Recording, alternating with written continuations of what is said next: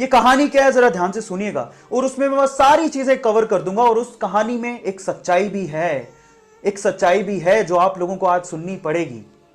ये कहानी शुरू होती है पिछले साल एक रिजल्ट आया जेई का। रिजल्ट आया, जो टॉप 100 स्टूडेंट थे उन्होंने अपने डिजायर्ड कॉलेज भरा, उनको वो कॉलेज मिल गया, आईआईटी। पहला दिन है, क्लास में सब टॉपर्स बैठे हुए हैं। प्रोफेसर आया, प्रोफेसर ने कहा, सबसे पहले आईआईटी के बारे में बताया कि आप एक टॉप इंस्टीट्यूट में आ चुके हैं और इसके बाद आपको जिंदगी में पीछे मुड़ के देखने की जरूरत नहीं है। तो उन्होंने अपना आईआईटी का इंट्रोडक्शन दिया। उसके बाद बच्चों से इंट्रोडक्शन लेना शुरू किया। अब आप ध्यान से सुनिएगा। प्रोफेसर ने पहले बच्चे को बोला, tell me about yourself, who are you, where are you from. उस पहले बच्चे ने क्या जवाब दिया पता है? मैं यहां पर फिक्टिशियस हूं, मैं किसी का नाम नहीं लेने वाला ना। He was saying, sir my name is this, my all India rank is this and I am from this institute. ऐसे करके उसने, प्रोफेसर ने सबको पूछा क्लास में। ऑब्वियसली सब लोग किसी ना किसी कोचिंग सेंटर से पढ़ के आए हुए थे। ऐसे करते करते करते एक बच्चे का नंबर आया। उस बच्चे से पूछा प्रोफेसर ने, क्योंकि प्रोफेसर खुद फेड अप हो गया था कोचिंग कोचिंग कोचिंग कोचिंग नाम सुनते सुनते। मैं इस कोचिंग से हूं, मैं उस कोचिंग से हूं। उस बच्चे को उसने नॉर्मली पूछा, क्या तुम भी किसी कोचिंग से हो क्या, इंट्रोड्यूस योरसेल्फ। तो बच्चा खड़ा हुआ। बच्चा कहता है, sir my name is this and I am from माँ बाप academy India. And professor was laughing, वो हंसने लगा। कहता है, ये माँ बाप अकेडमी क्या है, मैंने तो पहली बार सुना है। कि सर वही जो सबके पास होती है, उन्होंने ध्यान नहीं दिया, मैंने उसको इस्तेमाल किया। माँ बाप अकेडमी, मेरे माँ बाप, मेरे पापा ने मुझे पूरा सपोर्ट किया, मेरी मम्मा ने मुझे पूरा सपोर्ट किया, मैंने सेल्फ स्टडी की और मैं आज यहाँ पर पहुंच गया हूँ। तो प्रोफेसर उससे सवाल पूछता है कि तुमने फिर कोचिंग सेंटर ज्वाइन क्यों नहीं किया। तो बच्चा जवाब देता है कि सर क्या हो जाता कोचिंग सेंटर ज्वाइन करके, वही ऑल इंडिया रैंक 1 है, जो वही लकड़ी की बेंच में इसी क्लास में बैठा है, और वही मैं हूँ 59th रैंक है सर, और मैं भी उसी क्लास में उसी लकड़ी की बेंच में उसी आपके ही सामने बैठा हूं सर। क्या फर्क? हाँ, फर्क सिर्फ इतना है कि वो 2-2.5 लाख रुपए खर्च करके बैठा है और मैं अपने माँ बाप के 2-2.5 लाख रुपए बचा के बैठा हूं सर। सो प्रोफेसर उसकी बात को सुन के हैरान रह गया और प्रोफेसर से रहा नहीं गया। उसने फिर से एक सवाल पूछा उसी बच्चे से। कहता है, तुमने कभी तो ट्राई किया होगा इस कोचिंग इंस्टीट्यूट के लिए, कभी तो तुम गए होगे। तो उसने जवाब दिया, हाँ सर मैं गया था। मेरे स्कूल वाले जो टीचर थे वो मेरे घर आए, मेरे पापा से मिले और उनको बोलते हैं कि आपका बच्चा बहुत होनहार है, इसके लिए कुछ करो, इसको किसी इंस्टीट्यूट में दाखिला दिलाओ, ये निकल जाएगा। पर मेरे पापा के पास इतने पैसे नहीं थे, तो उन्होंने अपना घर बेचकर थोड़े बहुत पैसों का जुगाड़ किया, थोड़े बहुत पैसे इकट्ठे किए और मुझे लेकर गए इस कोचिंग सेंटर में। मैं नाम नहीं ले रहा हूँ, लेकर गए इस कोचिंग सेंटर में। थोड़े बहुत पैसे साहूकार ने दिए थे, बाकी पैसे वो महीने भर बाद देने वाला था। मेरे पापा ने कहा कि 1 महीने बाद मैं आपको सारी फीस दे दूंगा, ये पैसे रखिए और मेरे बच्चे को एडमिशन दीजिए। और उन्होंने मना कर दिया। उन्होंने कहा कि पूरी फीस लेकर आइए तभी एडमिशन होगा, नहीं तो एडमिशन नहीं हो सकता। मेरे पापा और मैं उस इंस्टीट्यूट से बाहर आ गए और मेरे पापा की जो हालत थी उसको देख के मुझे ऐसा लगा कि शायद कुछ गलत हो रहा है। मैंने ही अपने पापा से कहा कि पापा रहने दो, कोई फर्क नहीं पड़ता है, मेहनत करूंगा खुद से, ट्राई करता हूं खुद से, हो गया तो ठीक है, नहीं तो खेत तो है ही ना पापा, अपन जोतेंगे, आईआईटी से कम थोड़े ही हैं। सो ये बात कहकर हम दोनों घर पे चले गए। मेरे पापा ने मुझे बहुत मेहनत करवाई, जो बुक मैंने मांगी वो मुझे दी, मेरी मम्मा ने मुझे घर का खाना खिलाया, मैं घर पे ही रहा, अपने कॉन्सेप्ट क्लियर किए, मैंने दिन रात पढ़ाई की अपने पापा के सपने के लिए, और आज मैं यहाँ हूँ।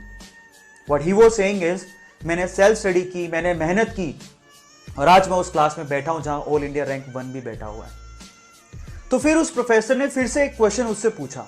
सवाल ये था, उस बच्चे को वो पूछता है कि क्या तुम्हारे गांव में अच्छी फैसिलिटी नहीं है क्या, तुम्हारे स्कूल जहां तुम पढ़ते थे वहां टीचर नहीं है क्या। तो उस बच्चे ने जवाब दिया, थे सर, 2 टीचर बहुत ही अच्छे थे, पूरे गांव में उनका नाम था और हम भी उससे पढ़ना चाहते थे, लेकिन किसी एक कोचिंग सेंटर ने उसे बड़ा सा ऑफर दिया और सर वो हमारा गांव, हमारा स्कूल छोड़ के चले गए। सर आप बताइए हम किससे पढ़ते। ये जवाब था उसका। और ये सब सुन के उस प्रोफेसर ने उस बच्चे की बहुत तारीफ की क्लास में कि हाँ देखो, दिस इज द एग्जाम्पल। और एक्चुअल में यही सबसे ज्यादा फायदे में रहेगा, क्योंकि ये सेल्फ स्टडी करके आया है, क्योंकि इसको पता है कि बुक्स को कैसे पढ़ना है। बाकी सब लोगों को गाइडेंस की जरूरत पड़ेगी, लेकिन शायद इसको गाइडेंस की इतनी ज्यादा जरूरत नहीं पड़ेगी। तुम सब लोग कोचिंग डिपेंडेंट हो, लेकिन ये बच्चा शायद सेल्फ स्टडी से भी आगे बढ़ जाए। बस इतना कहने की देर थी प्रोफेसर की, इतनी तारीफ करने की देर थी कि जो साइड में फर्स्ट रैंकर बैठा था ना, वो रोने लग गया। वो सहमने लग गया और प्रोफेसर को हाथ ऊपर करके कहता है कि सर मुझे आपसे कुछ शेयर करना है। वो कहता है कि सर मैंने आपसे झूठ बोला सर, आई एम सॉरी। वो कहता है कि सर मैंने भी अपने माँ बाप की मदद से ही रैंक 1 बनाया है सर। तो फिर प्रोफेसर पूछता है तो तुमने क्यों कहा था पहले कि तुमने कोचिंग सेंटर ही ज्वाइन करके ये रैंक बनाया? तो वो कहता है sir I am sorry, actual में मुझे ऑफर आया था इंस्टीट्यूट से और इस वजह से मैंने अपना रैंक बेच दिया, सॉरी फॉर दैट सर, मुझे बहुत फील हो रहा है। अब मोरल क्या है स्टोरी का, जरा उसको समझें। सो फाइनली इस स्टोरी में बहुत सारी सच्चाई थी। मेल्स के थ्रू जो मुझे चीजें मिली उसको मैंने एक ही स्टोरी में आप लोगों के सामने रखने की कोशिश करी है। मैं आप लोगों को बहुत सारी चीज़ों के जवाब देता हूँ। बहुत सारे लोग ऐसा बोलते हैं कि स्कूल में पढ़ाई नहीं होती। आपने कभी सोचा कि स्कूल में पढ़ाई नहीं होती, वो टीचर्स गए कहाँ? यही कोचिंग सेंटर वाले उनको खरीद के ले गए। अगर जिस दिन ये कोचिंग सेंटर बंद होंगे वो टीचर्स कहाँ जाएंगे? वापस से उस स्कूल्स में जाएंगे। आज से 20-25 साल पहले ये कोचिंग इंस्टीट्यूट नहीं थे बच्चों। गवर्नमेंट स्कूल में जो टीचर थे वो बहुत ज़्यादा एजुकेटेड माने जाते थे और लोग उनसे पढ़ने जाया करते थे। धीरे धीरे ये कोचिंग कल्चर चलते गया। गवर्नमेंट के जो टीचर थे और आज भी गवर्नमेंट के एम्प्लॉय बहुत सारे अपनी गवर्नमेंट की जॉब छोड़ के इन कोचिंग सेंटर्स में पढ़ा रहे हैं और बड़ा बड़ा पैकेज छाप रहे हैं। सबको मालूम है इस बात का। स्कूल्स बर्बाद हुए उसका रीजन भी कोचिंग सेंटर ही है। आप लोगों को बताया नहीं जाता लेकिन सच ये भी है।